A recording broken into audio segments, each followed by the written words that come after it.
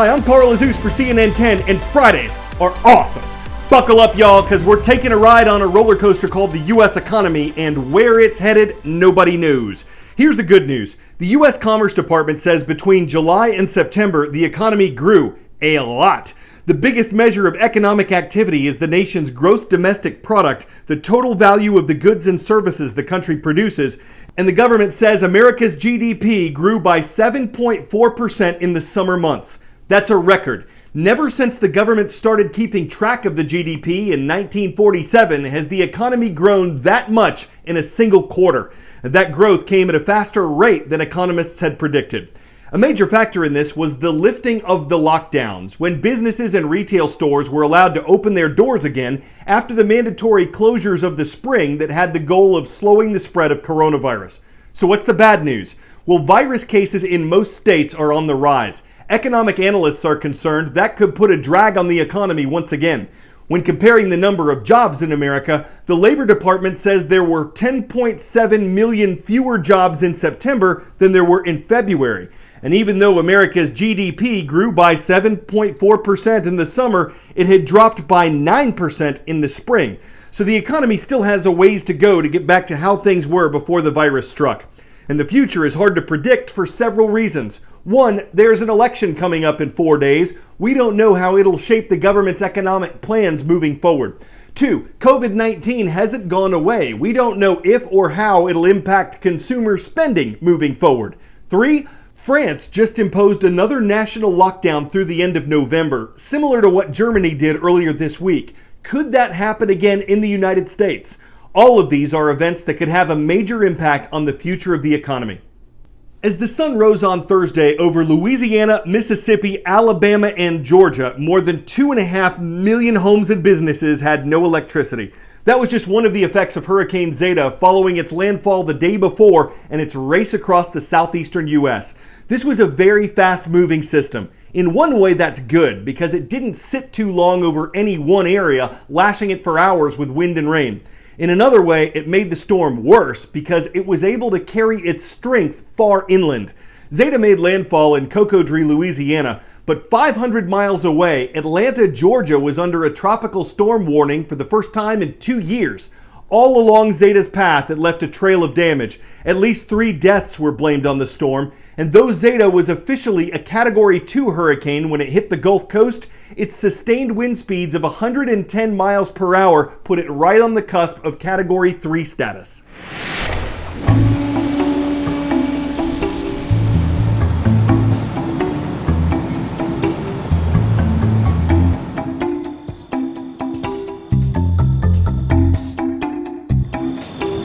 These large fires sometimes cause us to back out our firefighters because we're concerned about the potential for a building collapse.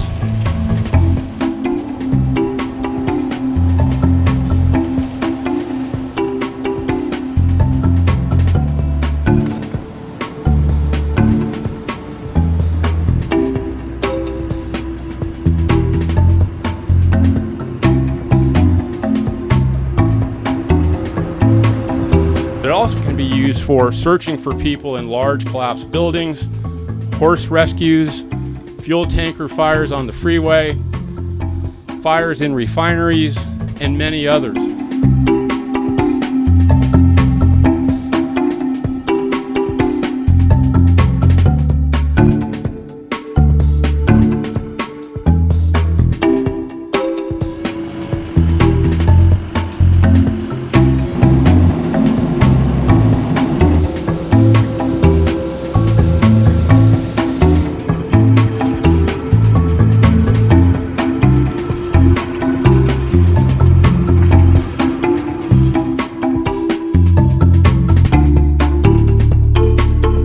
So the utilization of the RS3 will, number one, enhance firefighter safety. It will enable us to sustain a long-term interior aggressive fire attack, which will result in faster extinguishment.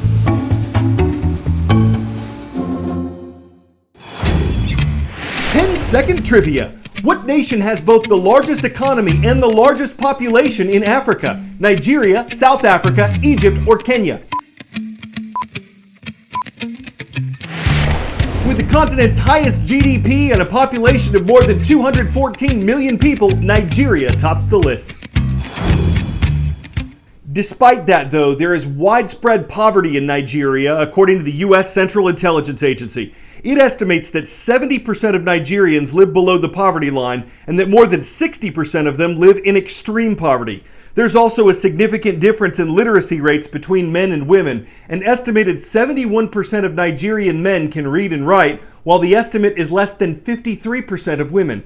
So the CIA says better educational opportunities for women could help Nigeria overcome some of its problems. Sandra Aguabor has the tools of a trade that's making a difference.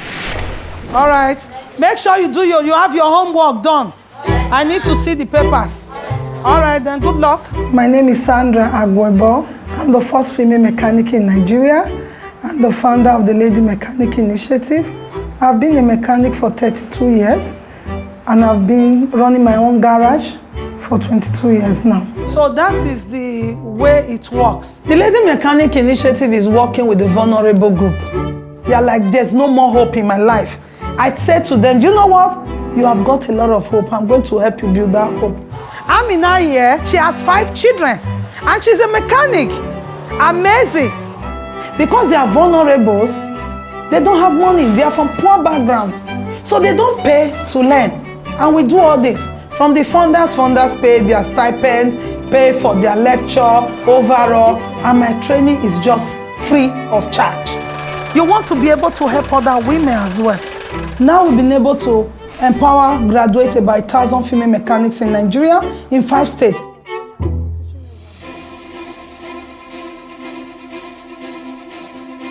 Being the first female mechanic in Nigeria is not a bed of roses. Men have been there from generation to generation, fixing cars. When I came in, it was like, excuse me, are you okay? Or you need to see a doctor.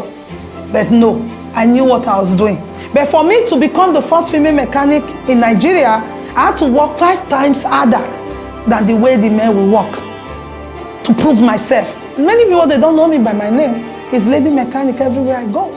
Now, a lot of girls want to come to Nigeria to learn how to fix cars. It's the best job in the world for any woman, I say.